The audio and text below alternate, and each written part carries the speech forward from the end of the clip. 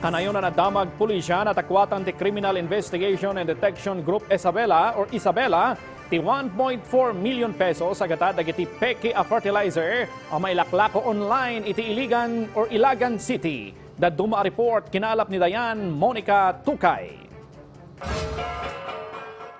Babaan iti bilig ti search warrant na diskubre ti PNP Isabela ti fake fertilizer factory iti Barangay Santa Isabel Norte, Ilagan City. Nakamag na alias Roy, 33 anyos, may saaman nalo na residente iti nasaumot lang ang lugar.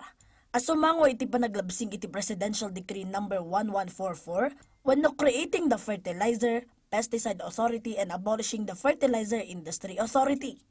Nakumpiskar pa iti CID Isabela Provincial Field Unit ti 19 a drums, ken 2 a containers ti fermented seaweed chemicals, portable mixer, pump, weighing scale, guar gum, galon ti cogent biostimulant, acid containers ken dadumapay nga equipment nga agatad iti mapatapata nga agrupo 1,400,000 pesos.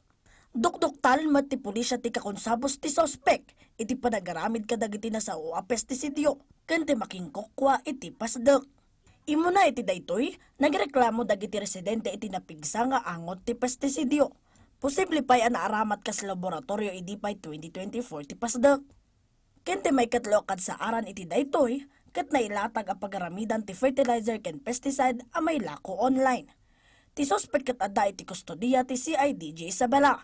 Nagbalakad mat dagiti otoridad aliklikan ti panakaaramat kadagiti peke ken saan a nakarehistro a produkto, gapo tamang ituntunda dayto iti paggad kadagiti handlers ken umili, gapo iti poison a mabalin araman ti chemical. Impasigurado mat ti CIDG Region 2 ti panakikoordinar da kadagiti masaknan nga ahensya tapno malapdan ti distribusyon ken panakaywaras ti agricultural input iti nasao a lugar. Dayan Monica Tukay para iti Pambansang TV, iti Baro a Pilipinas.